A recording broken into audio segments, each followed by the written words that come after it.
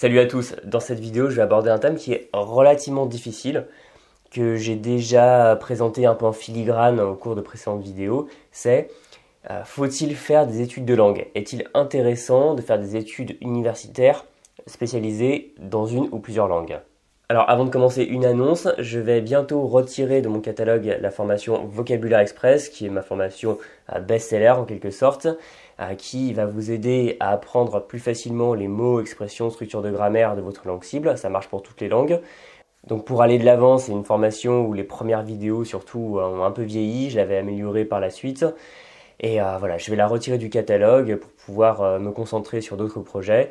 Vous pouvez y accéder jusqu'à ce dimanche 26 janvier à un tarif réduit. Vous avez le lien dans la description.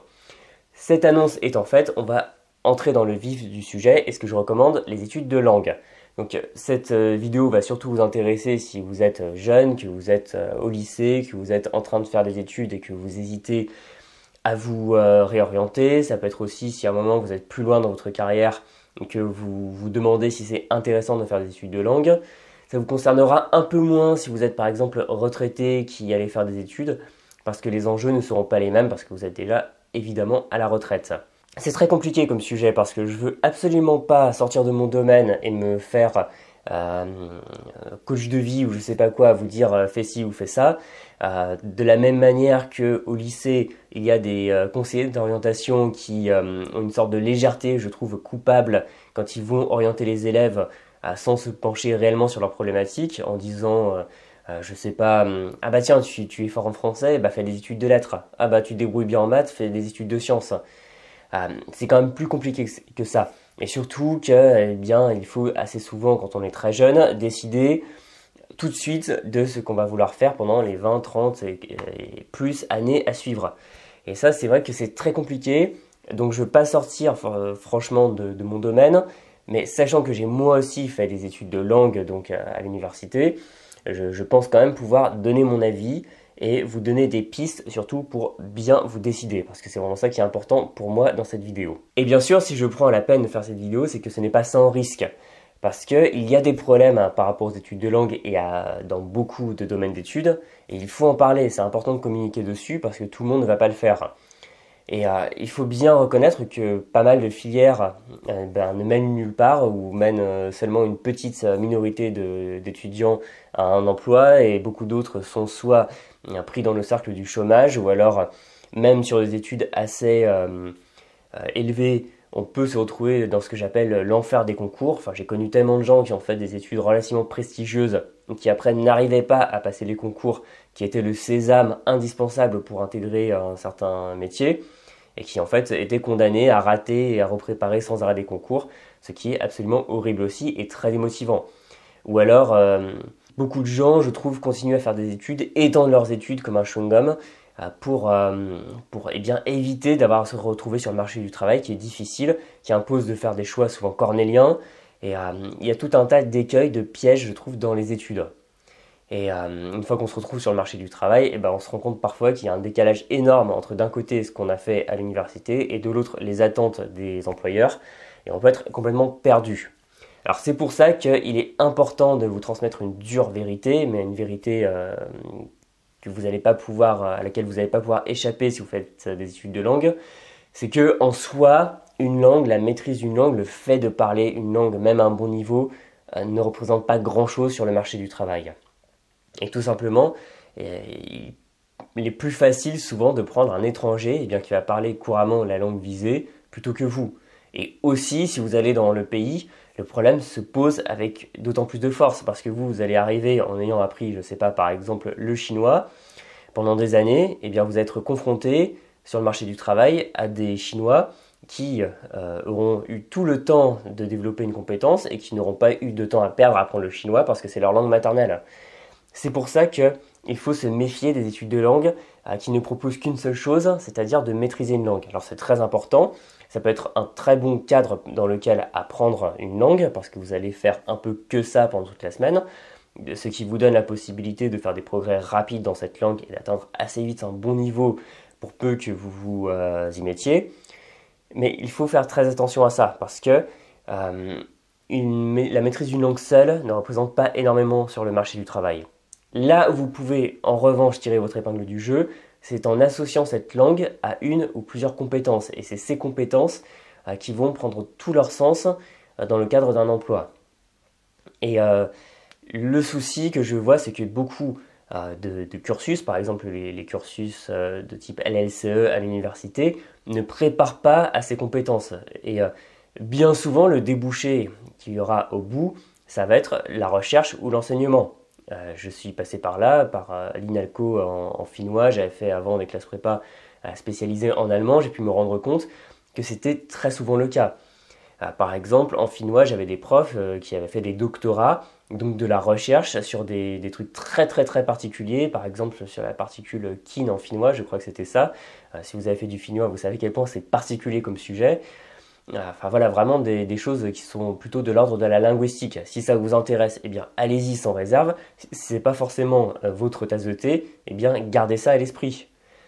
Ou alors j'avais fait, après les classes prépa où j'étais spécialisé en allemand, j'avais dû m'inscrire pour terminer une licence dans une L3 d'allemand dans une autre fac. Et ce qui s'est passé, c'est que dans le cursus, pour valider la L3, il fallait absolument faire de manière obligatoire un stage dans une classe, je crois, de collège avec un prof d'allemand. Alors autant si vous voulez dans ce cadre faire prof d'allemand, il n'y a aucun souci, c'est même très bien de faire le plus tôt possible un stage, comme ça vous connaissez la réalité du terrain. Sauf que moi j'avais aucune envie de devenir prof d'allemand dans l'éducation nationale, c'était pas ce qui m'intéressait, même si c'est évidemment très respectable. Et je trouvais ça hallucinant qu'on nous oblige, alors qu'on n'avait pas forcément vocation à devenir professeur, à faire ce stage. Alors que l'allemand peut servir à énormément de choses différentes en dehors de l'enseignement. C'est pour ça que je vous mets en garde contre les études qui sont souvent très intellectuelles, c'est-à-dire où on est vraiment sur la recherche, l'enseignement, les choses comme ça. Ce que je vous invite à faire, voilà, c'est de réfléchir sur ces deux tableaux.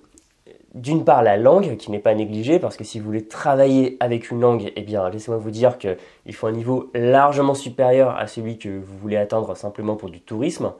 Parce que, imaginez le travail que vous êtes en train de faire ou un travail que vous avez déjà fait en français. Il faudra faire la même chose en anglais, en allemand, en espagnol, etc. Donc, il faut quand même être rigoureux. Le deuxième point, c'est vraiment la spécialisation, le cadre dans lequel va s'exprimer cette maîtrise de la langue. Et ça, la bonne nouvelle, c'est que ça peut être très varié. Ça peut être de la recherche, de l'enseignement, de la traduction, de l'interprétation, de la vente, par exemple en import-export, du commerce divers et varié, voilà, du management, de la diplomatie, de la politique, je sais pas. Vous avez vraiment le choix. Et c'est là qu'interviennent les cursus hybrides, que je trouve très intéressants. Parce que, par exemple, vous allez avoir en première année un cursus de langue, et en deuxième année, vous allez pouvoir vous spécialiser dans un domaine et vous avez eu le temps de réfléchir. Donc, vous pouvez par exemple faire langue et commerce, langue et diplomatie, aller vers la traduction, etc. Et développer une compétence forte à côté en plus de la langue. L'autre manière de faire un cursus hybride, c'est d'avoir un cursus principal qui n'est pas lié à une langue, mais que vous allez compléter dans cette université, cette école ou autre, ou dans une autre même, ça existe, avec des cours de langue. Par exemple, j'ai déjà vu des gens qui étaient dans des cursus type Sciences Po, qui allaient se spécialiser à un moment dans un domaine, et qui ont pu faire des langues comme le farsi, le persan, la langue parlée en Iran, dans une autre université. Ce qui fait qu'il y a vraiment le cursus avec la compétence qui est recherchée sur le marché de l'emploi, et la langue qu'on peut étudier vraiment en se concentrant dessus dans de très bonnes conditions dans un cursus universitaire.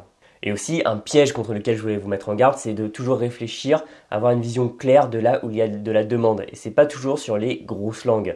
Parce que souvent on se dit, voilà, cette langue est parlée par X locuteurs, il y en a beaucoup, donc il y aura du travail. Eh bien, pas forcément, parce que ça peut amener à avoir un profil qui est très peu spécialisé.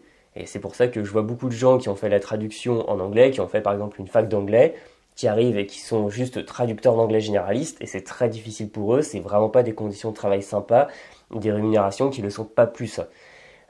Alors que j'ai déjà vu à l'inverse des gens qui étaient sur des petites langues, par exemple le finnois, et qui ont pu trouver dans une petite niche, comme ça, dans un domaine très très très pointu, un travail où ils sont très contents parce que ils n'ont pas beaucoup de concurrence, parce que c'est les seuls à avoir à la fois cette compétence et une langue rare comme le finnois, et ils s'en sortent très bien. Donc il ne faut pas forcément réfléchir en gros pays, gros nombre de locuteurs égale grosse possibilité. On peut très bien faire des petites langues, il n'y a pas de mal, il n'y a pas de langue qui ne sert à rien, et en fait on peut très bien s'en sortir sur le marché de l'emploi pour peu qu'il y ait une demande pour une compétence spécifique liée à cette langue. Et toujours, je vous invite à développer une autonomie, à développer une capacité à apprendre les langues par vous-même qui vous servira en renfort de votre cursus de langue si vous choisissez d'en faire, et même par la suite, parce qu'il peut être très intéressant de développer une compétence avec une langue à côté, et pourquoi pas aller plus tard vers une autre langue. Je connais aussi des gens qui ont fait ça dans leur carrière. Ça leur a permis de se spécialiser par exemple sur une région entière plutôt qu'un pays. Tout est possible, et de toute façon, les études de langue, je vous dis pas d'en faire ou de pas faire, c'est pas le but de cette vidéo, mais je voulais quand même vous mettre en garde contre ce piège qui consiste à faire juste des études de langue, juste parler une langue et pas savoir quoi en faire après, parce qu'il y a des polyglottes qui ont du mal à trouver du travail. Et il faut savoir ruser, toujours vous demander qu'est-ce que je vais bien pouvoir faire avec cette langue, parce qu'une langue seule ne sert pas à grand chose. Voilà, donc je suis content d'avoir enfin répondu à cette question qu'on nous pose très souvent. J'espère que ça va vous aider dans vos réflexions si vous vous destinez à des études de langue. N'hésitez pas à en parler dans les commentaires, comme ça il y aura d'autres gens qui pourront vous répondre, je pourrai vous apporter mes réflexions. Et comme ça vous pourrez choisir en toute connaissance de cause. Voilà, j'en ai terminé avec cette vidéo, donc n'hésitez surtout pas, comme d'habitude, à vous abonner à la chaîne. Je rappelle que ma formation Vocabulaire Express est disponible à un tarif réduit jusqu'à ce dimanche 26 janvier, après quoi je la retirerai de la vente et seuls les gens qui se seront inscrits avant y garderont bien sûr un accès à vie. Et sinon vous pouvez également rejoindre mes contacts privés en cliquant sur le lien dans la description. A très bientôt dans une prochaine vidéo. Salut!